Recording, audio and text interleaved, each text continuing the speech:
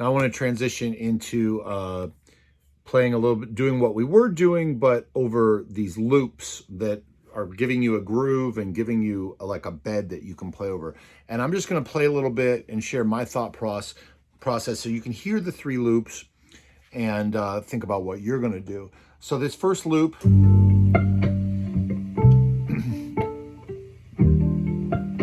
has 2 flats, B flat and E flat. And you could also, so you could think of that as B flat major scale.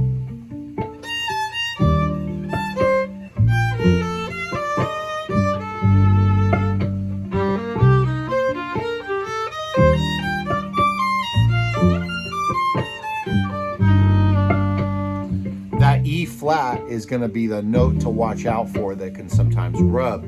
And so what you could do is you could actually play either of 2 pentatonic scales, which leave it out of the mix, so it's never a problem. That could be G minor,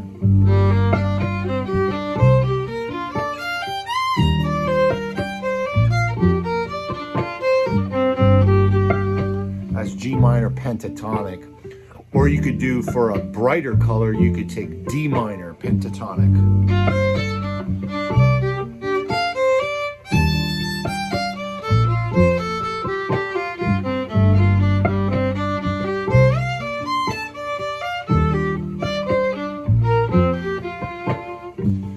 So, D minor pentatonic or G minor pentatonic or B flat major when we've got these 2 flats. So the next one is no sharps, no flats. This is a G sus chord. So again, you could use the key of C major.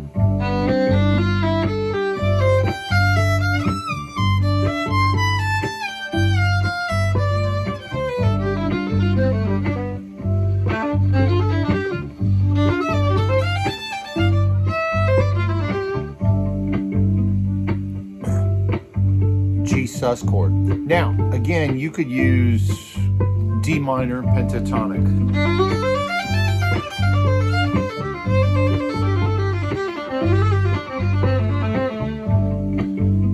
D minor pentatonic. Or you could use A minor or even E minor pentatonic. So A minor pentatonic.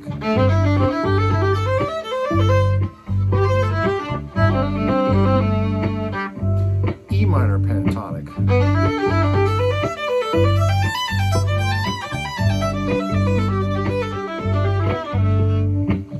You can use any 3 of those pentatonics if you want to use pentatonics. Now, this has 1 sharp. So again, G major.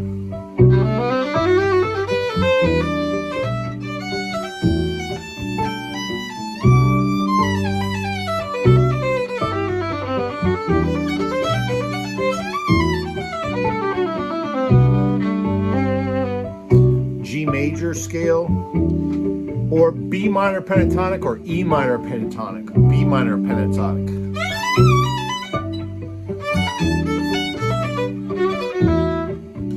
E minor pentatonic.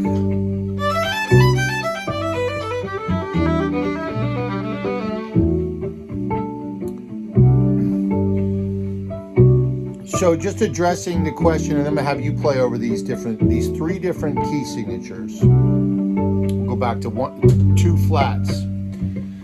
So addressing the question, how not to sound classical? Well,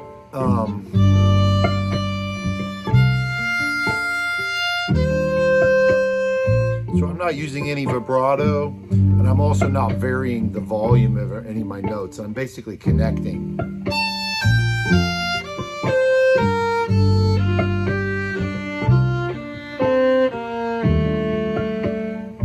That's one way to play not classical. That's a direct answer to your question.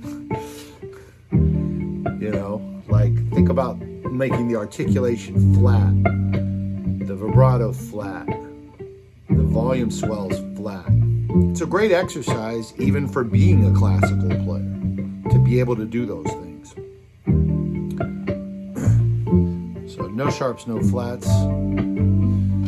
So you could think of how many notes in a phrase, maybe 3 notes.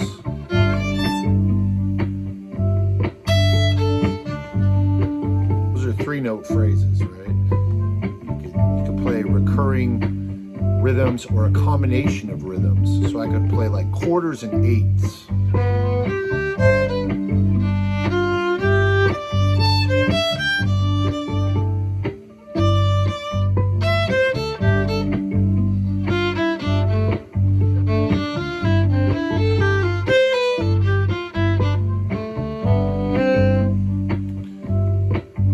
Different durations of phrases. You can put the phrases starting, this is 1 sharp, starting on different beats within the measure. So starting on 1, 1 and,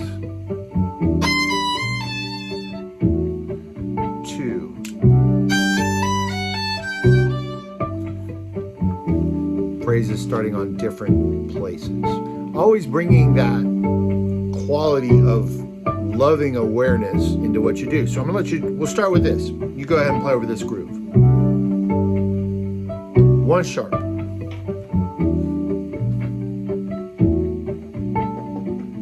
That's a C major 7, sharp 11. E minor 11. For anybody that wants to know, C major 7, sharp 11. E minor 11. Just sit there for a minute, you do what you want. Same thing you were doing before with free improvisation, but now we've got this bed to play against.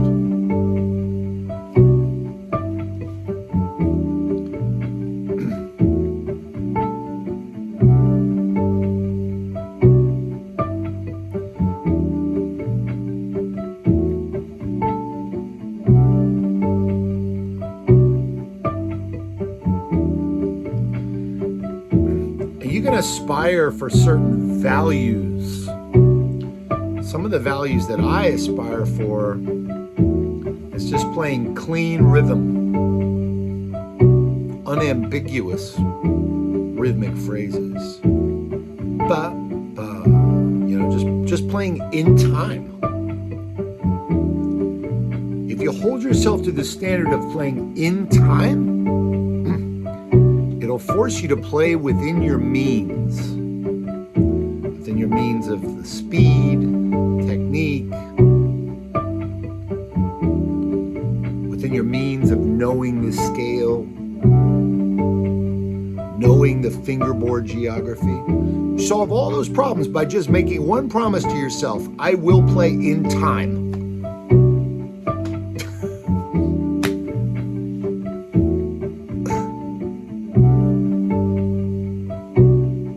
What would Joni do?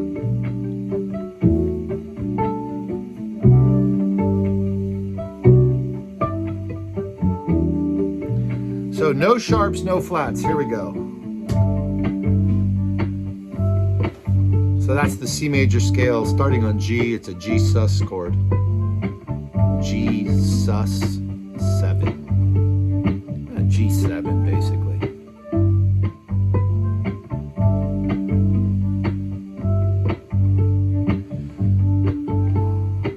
Or you could use A minor pentatonic, D minor pentatonic, E minor pentatonic if you want. If that's your vibe, if that's your jam.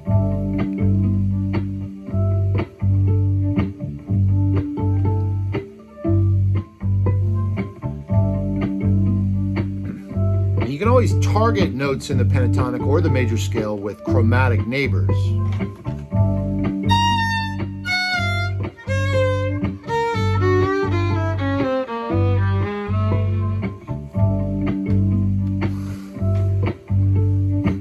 Targeting diatonic tones with chromatic lower and upper neighbors.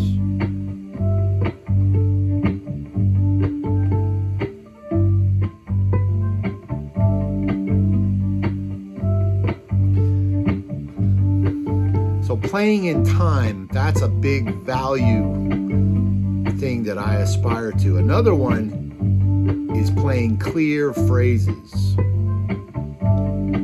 The problem that most people have is that they don't end phrases.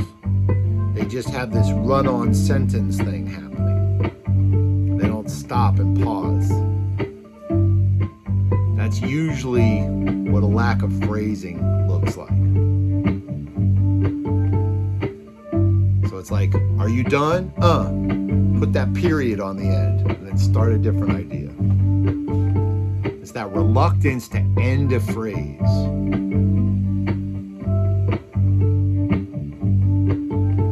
And you can think about where you end the phrase. Maybe you end the phrase on 1, or you end the phrase on 3 and. So now we're going to 2 flats. 2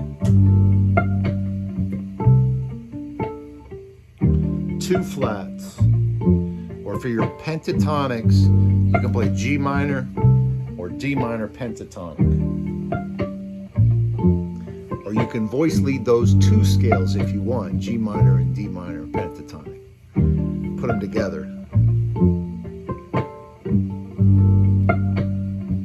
I'm gonna grab a popsicle. I'll be right back.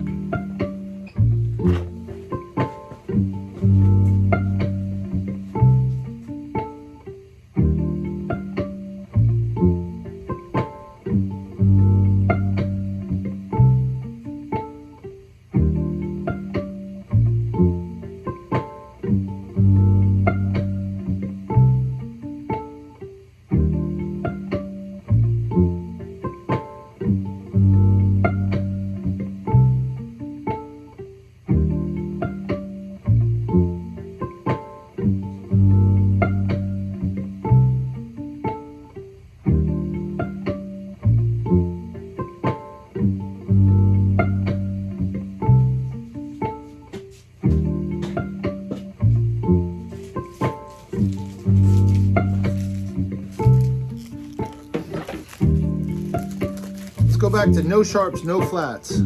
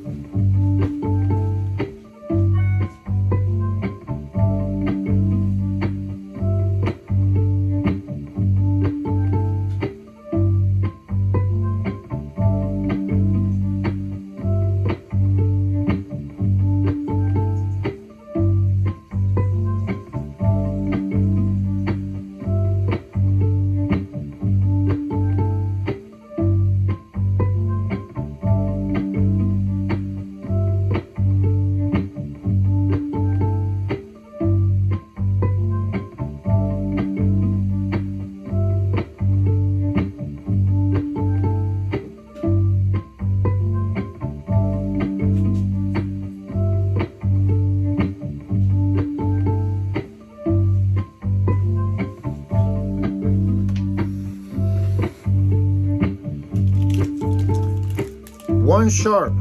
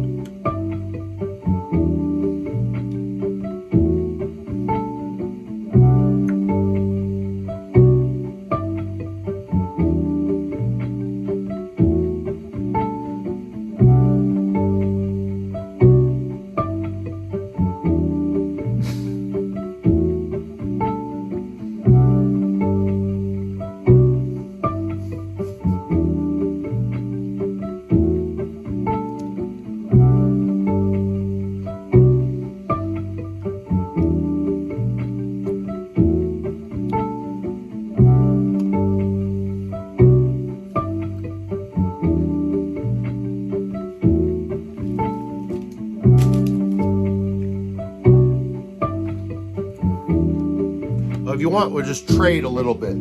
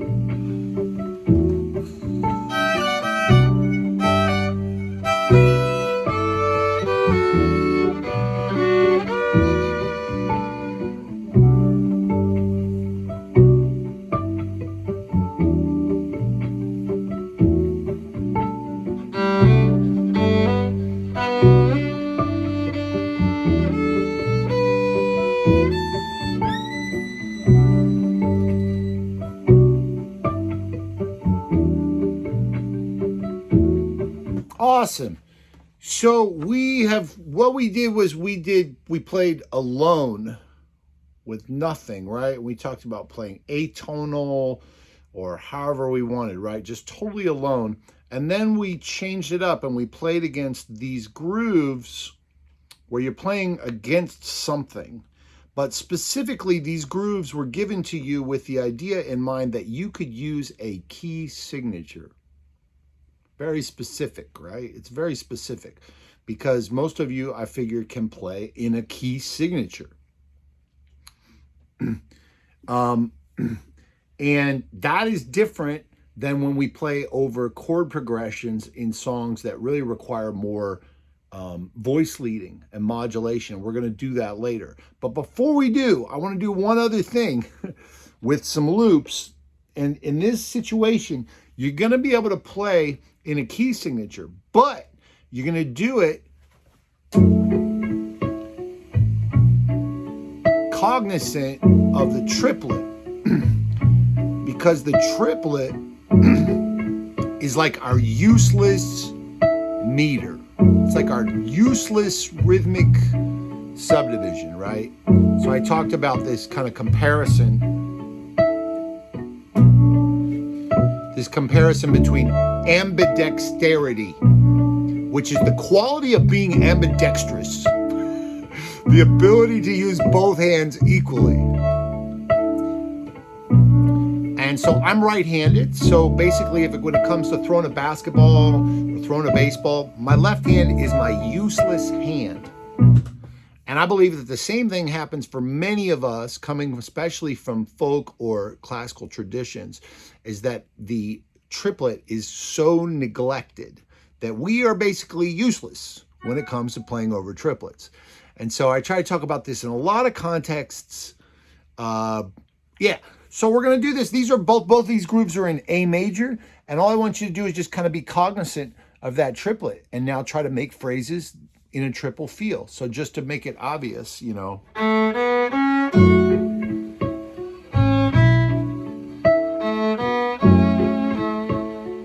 Right?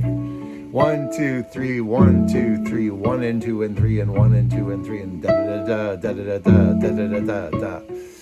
Not probably going to get much faster than ba ba ba ba ba ba ba ba ba da da da da. Occasionally you might have those eighth notes, but I think the quarter note's pretty good. A major, or F sharp minor pentatonic. 3 sharps. Do your thing. I'm going to change the loop. Same key signature.